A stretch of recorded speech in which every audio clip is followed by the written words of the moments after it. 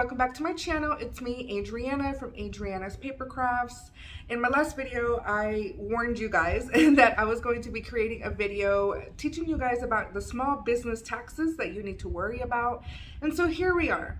Now, I know that taxes are not a fun or creative kind of topic, but if you're serious about making your small business legit, it is something that you need to worry about. I also mentioned in my last video that the reason I take these things so seriously is because I have put in years of hard work for my small business, and I'm not going to let anybody take it away because I didn't know that I was supposed to be doing this or that. So now I'm going to teach you. I never really had a guide. I had to learn everything the hard way in my small business journey, and I never want anybody to have to struggle as much as I did. So that's why I make these videos for you all. Now, again, taxes can get a little overwhelming. So if at any point you get overwhelmed or confused, I want you to pause the video and just take a break, take a little breather, but don't not continue to watch it, because you have to know these things in order to make your small business legit and prosperous. All right. Now, before I get started though, I just want to kind of put out a little disclaimer out there. As you guys are aware, I am not a tax professional. I'm not an accountant. So you will want to make sure to double check with your specific state on what your tax requirements are for your small business.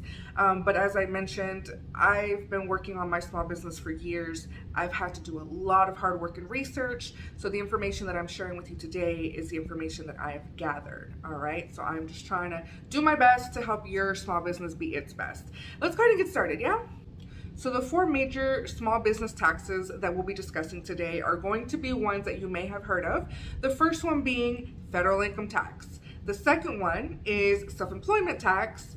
The third one is sales and use tax. And the fourth one is employment/payroll taxes. Now, if you've ever had a regular job, then you have heard of federal income tax. As you may know, federal income tax is a tax that we have to pay on the income that we've earned. Now, back when you had a regular job, or heck, even maybe you still have, a regular job right now, if you take a look at your paychecks, you'll notice that something is being taken out by your employer. It's the federal income tax. What your employer is doing is removing the federal income tax from your paycheck, and they're sending it to the government as they take it out. The problem is that once you become your own employer, you no longer have somebody who is automatically taking that federal income tax out of your paychecks. So that means you have to start doing it. And as I mentioned, your job was taking it and sending it away to the government as it was being earned by you. So that also means that not only do you have to start putting aside the money that you're going to owe in federal income tax, but you technically also have to pay it pretty frequently. Now, depending on the business structure that you choose for your business, which if you don't know what structure that is, go back to my last video so you can figure out which structure you want to decide on for your business. But depending on that business structure that you choose for your business is going to tell you how it is that you need to file your taxes. For example, because I am a sole proprietor, there is no difference between me and my business. We are one. So whenever I file my federal income taxes, I am going to file as myself using that regular 1040 form that you're used to using if you've ever had, like a regular job. However, if you have an LLC or a corporation, things get a little tricky, but not in a bad way. They get a little tricky because you have more options available to you since you're an LLC or a corporation. So again, I would recommend just going to your state's website or the IRS website to figure out how specifically you'll need to file yours, what forms you're going to need to fill. And again, depending on what all you choose for your LLC, you might actually benefit from some tax breaks. So again, at that point, you need to either go to the IRS website or possibly hire an accountant to help you out. Now, I don't want to be talking too much about the forms and all that stuff. What I need you to understand about federal income tax is that you have to pay it every so often, which means that the government wants you to submit a payment to them for the estimated amount that you're going to owe in income tax every 3 months. All right, so let me slow it down just in case anybody's getting confused. Because you're a small business owner, you have to pay federal income tax, all right, because you're earning money. Every 3 months, you're supposed to be paying a portion of that federal income tax to the government, all right? Now, it's a little tricky when you first get started. Your first year will be a little tough to figure out how much you're going to owe because the IRS wants you to basically kind of guess, kind of estimate, how much you're going to earn this year. And again, if you're just getting started, if you've never sold anything yet, how the heck would you know, right? They want you to try and find an estimated amount of how much you're going to make in a year, all right? And then they will calculate for you, or they'll give you a form to calculate how much you would owe in income tax based on that number you gave them, all right? So, like I said, the first year will be the most tricky trying to figure that out, but after that, you'll be able to use the previous year's information to kind of guess, how much you'll end up needing to put aside for income tax. Now, as I mentioned again, for probably like the 50th time at this point, is that you have to make a payment every 3 months. So the IRS has a separate little website that they'll give you in order to make your payments. So once you've calculated how much you would owe for the year, they break that up into 4 payments. So again, every quarter, you're going to go onto that little website. You're going to click on that little link that the IRS tells you to click on. You're going to create your account and you're going to make your payment. They're not going to say on your first year, they're not going to say, this is how much you owe, send us this. No. The first year, you're just going to type in, I'm sending you this much. Good luck, the first year again is going to be the toughest, but it's not impossible. It is doable. All right. So don't freak out. And if you need to, you can hire a tax professional, but it really is doable just by yourself if you really put the work into it. Now, if you don't put money aside to pay into that, you can get fined because the government doesn't want to wait until the spring of next year for you to pay your bill. It's kind of like they don't trust us. I'm going to be honest. They want the money as you're making it, all right? You can't just pay it all at the end. You have to make your quarterly payments. And then if you don't, they could actually end up fining you and you'll owe more than you originally would have if you had just paid your fair share every 3 months. Now, let's say that you underestimated how much you would end up earning. All you'll end up having to do is pay the difference in taxes. And then let's say you overestimated. Let's say that you actually didn't make as much as you thought you would.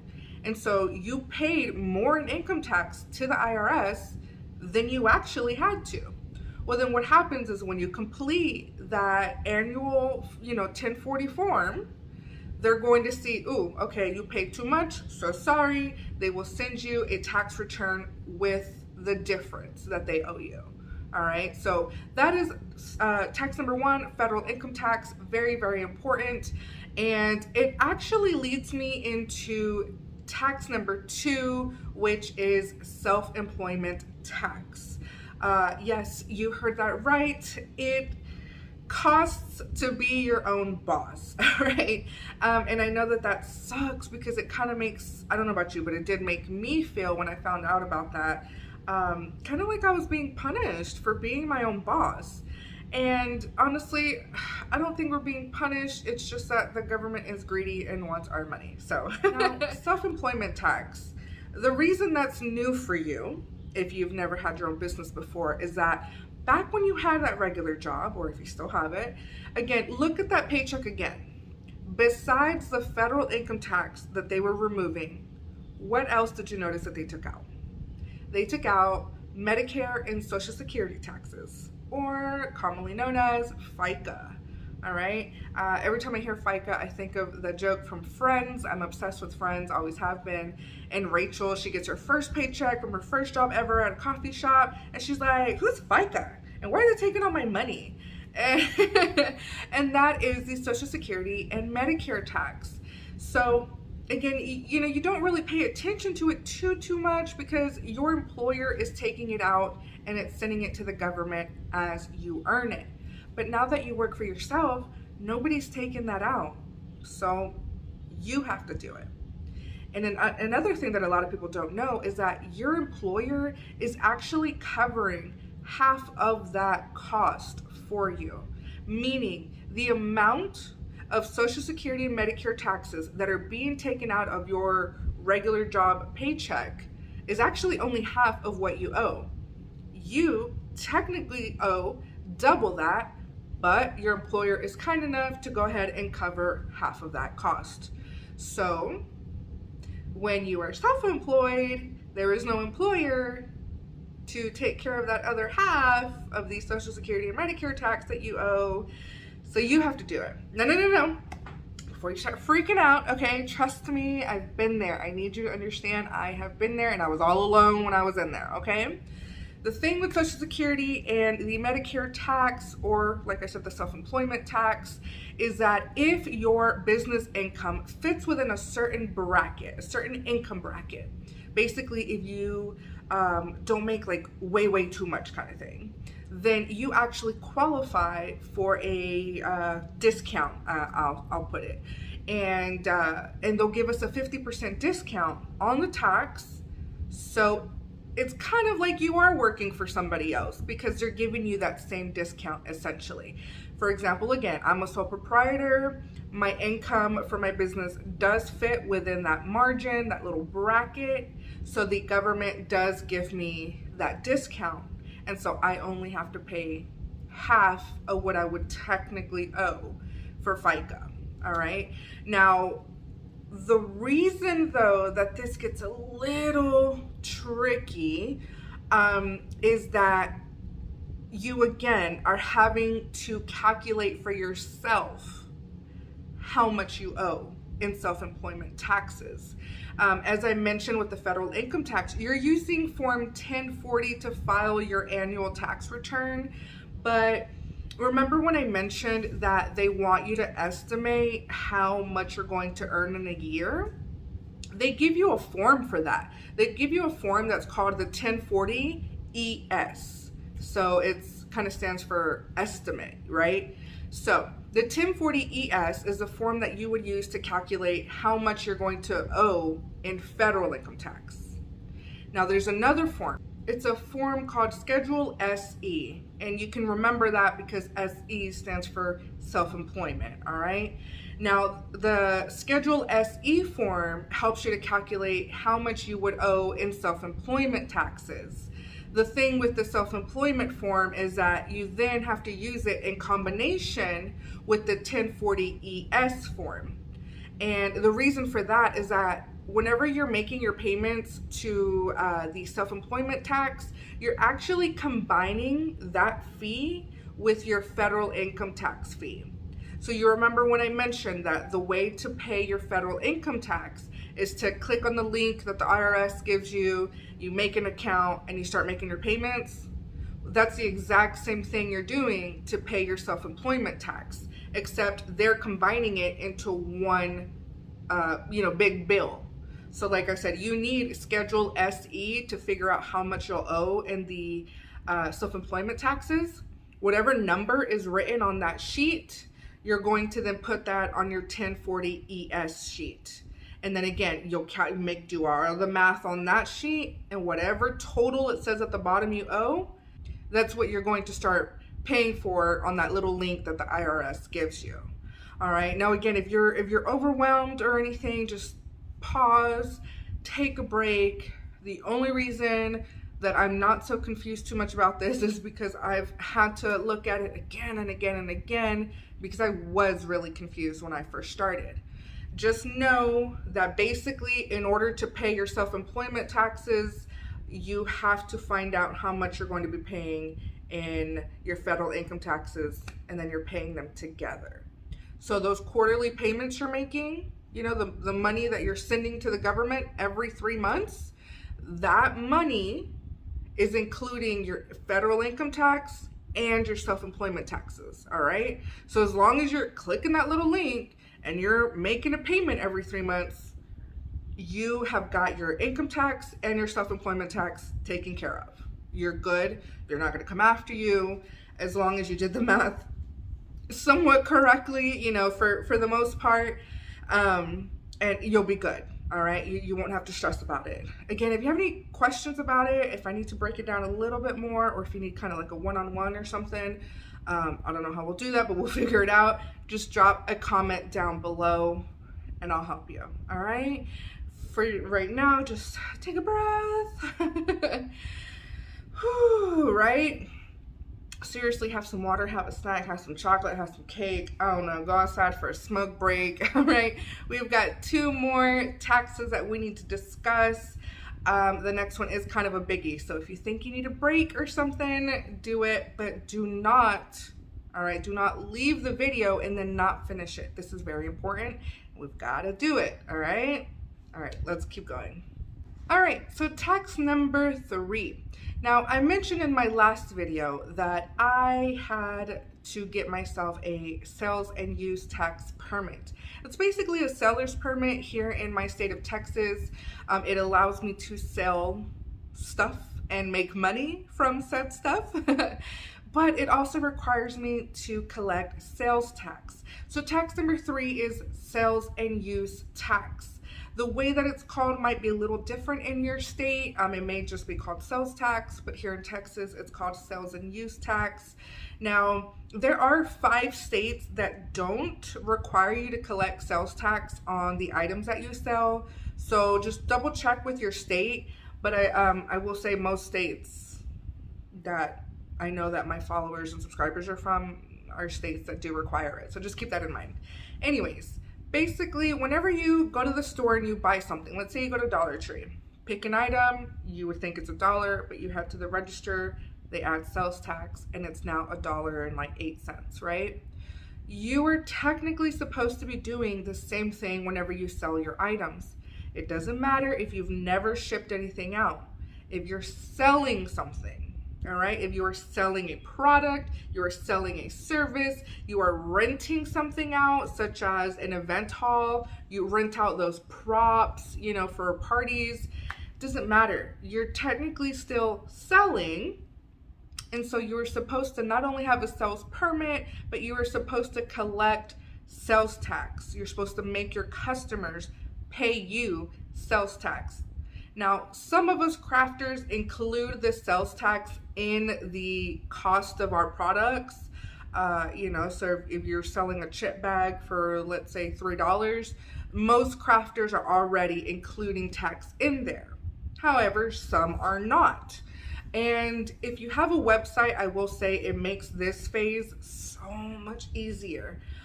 For example, I have a Shopify website, and I can literally turn on a setting that will add tax, you know, at checkout, and it collects that tax. And then what I can do at the end of every month is generate a report that tells me how much I've collected in sales tax. That way I start to have a mental image of how much I'm going to be owing in sales tax. All right. Now, each state is different as far as what the current sales tax is, so be sure to look that up. But you're going to have to start charging that to your customers. Again, highly recommend just getting a website because it makes it so much easier, I'm telling you. But you can also do it yourself. And then if you want to use Excel, you know, or Google Sheets to start tracking your income, you know, you'll be able to kind of do the math to find out how much you're going to end up owing in sales tax. And then when it comes time to actually pay that, the same website that you use to get your sales permit, it should explain to you on there, or they should mail you some documents that explain how to go about paying your sales tax. Now, the sales tax is similar as far as how often you're having to pay, you know, to the federal income tax. You're supposed to pay, I want to say about every 3 months. Here in Texas, it's not the same time frame for everybody. They have different time frames that people have to send in their payments. So for example, I have, like, they sent me like the dates, and these are the deadlines for you to send in your sales tax payments. For me here in Texas, it's a little easy because all I have to do is go to the comptroller's website. I log into my account, and then they ask, how much did you earn from sales, for this, period. And then I'll type it in, and then it automatically calculates for me how much I owe them in sales tax.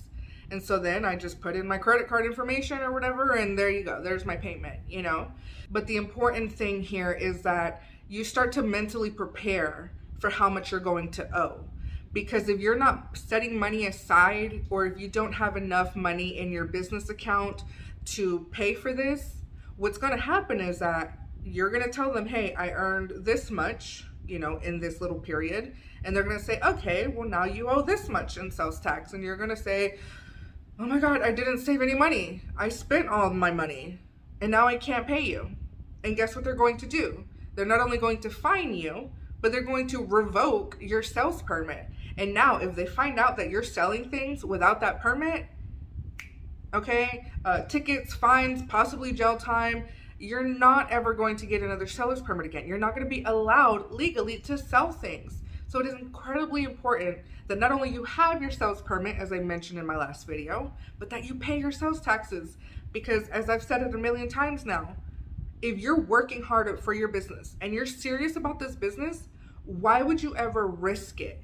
Why would you ever risk having somebody else take it from you because you weren't doing things the right way? All right, this is why this is serious. I'm not saying that I'm perfect. Nobody's perfect. I'm still to this day making changes to my business to try and just make it so clean kind of thing that nobody can take it away from me. But Lord knows that it's pretty hard in our business and in this economy and everything, right? But as I said, I'm here for you, and I'm always going to tell you the truth, all right? I'm going to be straight up with you. You have to pay these taxes so that they don't take your business away. The good news is that if you're kind of starting off, the less income you have, right, the less that they're going to take from you. And of course, the more you have, then the more you're going to owe, but technically the more you have, the more you can give, all right? So don't get too caught up in any of this. Just keep moving forward, all right? Stay positive. Let's keep going. Oh, before I forget, let's say there's a time period for your sales tax in which you didn't earn anything. Maybe you were sick or on vacation or whatever, you just aren't working on your business for these few months. Even if you make $0 in sales, you still have to file your sales tax, all right? So like I said, for me, I go to my comptroller website, and then they ask, how much did you earn? If I didn't earn anything within that filing period, I would type in $0, and they would say, all right, you owe $0. The thing is, though, is that you just still have to file regardless of whether or not you make money. And the consequence for not doing that is, again, they can fine you, they can take away your sales permit. I don't really know what the story is behind that, but basically, yeah, they want to make sure that you're doing it. And then if you decide to, shut down your business, you don't want to do that anymore, you would let them know, and they would basically kind of cancel it out. All right? For real this time, let's keep going. All right, so the last major, not the last tax that there is in the world, but the last major small business tax that you have to worry about is the employment/payroll tax. Now, before you go and say, oh, I'm gonna click away from this video because I don't have employees, I still want you to hear me out, all right?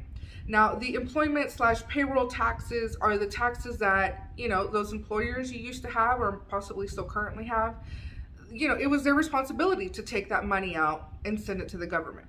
This is essentially the same thing. If you in any way, shape, or form have an employee who is above the age of 18, even if it's a spouse possibly, depending on how your business structure is, you still have to be taking federal income tax out of their earnings. You still have to be taking, FICA earning out of their earnings. And this and that, right? So you still have to pay that. Again, it depends on your business structure, how you're going to go about doing that.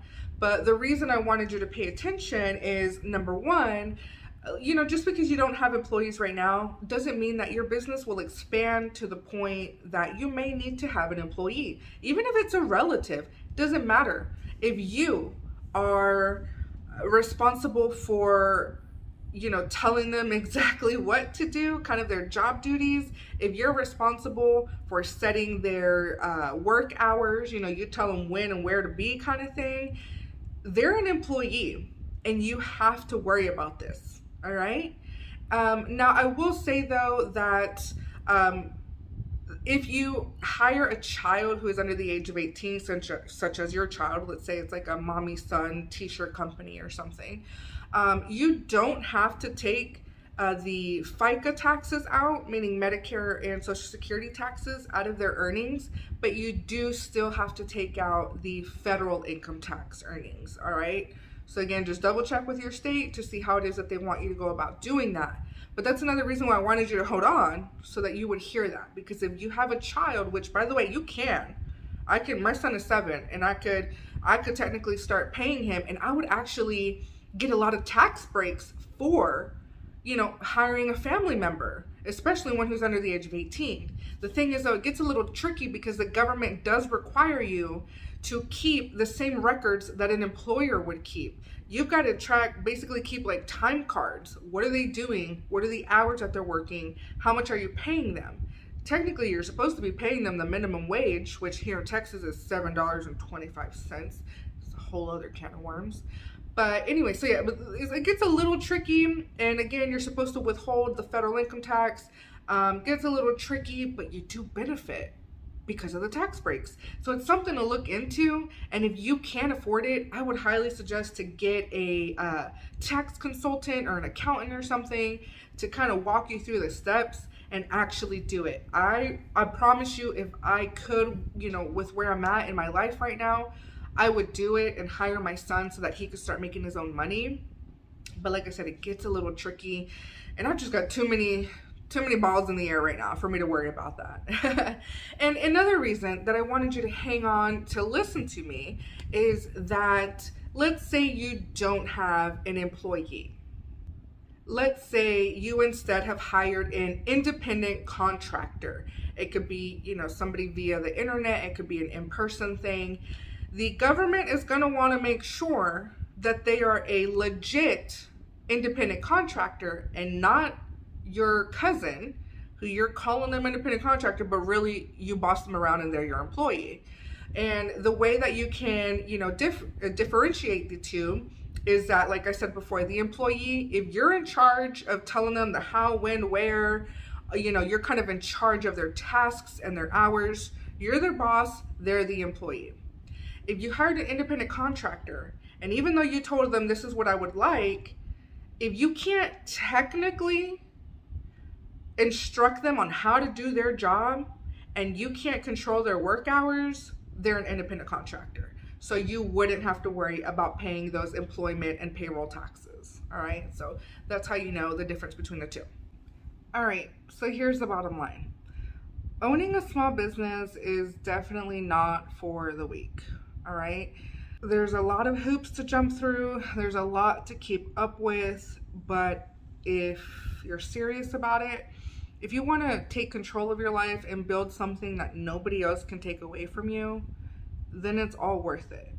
And in my honest opinion, you can call yourself a business owner all day, every day, but until you make it legit and until you start doing things the right way, making it all legal, then you're just playing pretend. And I know that can sound a little harsh, but it's serious. These are things that you have to do so that the dream that you're building can't be taken away from you. Now, besides my videos that I hope help make things easier for you, I will recommend 2 things that, again, will also make it easier for you. One is to get your own website. The reason for that is, as I mentioned before, you can generate reports from your website.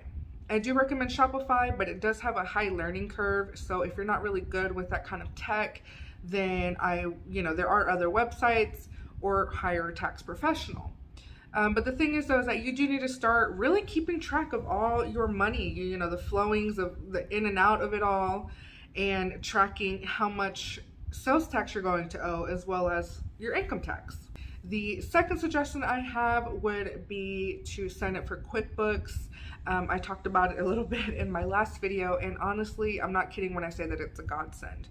The one that I have, or the version that I have, is the QuickBooks Self-Employed, and it offers a kind of different things for you than the regular version does. So what it does for me is it tracks my business income and expenses, so that way I can see what my net profits are. It also generates profit and loss statements. That way, if I need to go somewhere and they want to see what my proof of income is, I would use that as my proof of income. It also tells me how much I'm estimated to owe for the next quarter in my income tax. The reason I say estimated is because, again, if your earnings are more than you thought they would be or less than you thought they would be, that number that you're going to end up owing changes. So that's why I really love QuickBooks, is because it automatically tells me, according to all the income and expenses, it's telling me, hey, by the way, you're about to owe this much in your taxes. And don't forget what I said earlier. It is combining both my federal income tax and my self-employment taxes in one. So I don't have to worry about either one as long as I have QuickBooks. It tells me how much I owe. And something that I recently discovered is that QuickBooks also allows me to actually make that quarterly payment through their website. They connect to the IRS website, and boom, done. Type in how much I owe, type in my bank information, and it sends off the payment for me. And then if you're late, it's going to say, hey, you're late, here's the possible fine amount or whatever, and it keeps tracking all that information for you. And then another reason I really like it, in case all of those things I just mentioned are not enough for you to sign up, is the fact that they also tell me what tax deductions I could possibly qualify for. So for example, since I work from home and a big portion of my home is my home office, they'll ask me, well, how much square footage is it? Here's how to measure it. So I type it in and they tell me, well, hey, you actually qualify for this much in tax deductions because a part of your home is your business. All right. And it asks you all these different things. And that way you're basically getting the most tax breaks that you can for your small business. When you get those tax breaks, it means that you owe less than you normally would. So if this thing's going to help me save money, yeah, you're darn tootin' that I'm about to pay to have it. All right. Now, I think you can pay annually, but I pay monthly. I just switched, I just upgraded. So I don't fully know right now how much it is. But the basic one is like $10 or $11 a month. So I would highly suggest looking into it. Like I said, once you have an account with them, you'll be able to log into their app as well as their website. So highly recommend that. All right, you guys, that is the 4 major taxes that you will have to worry about as a small business. I know, like I said, I know it's a lot to worry about. Taxes aren't fun. It's a bummer because we have to give away some of the money that we earned.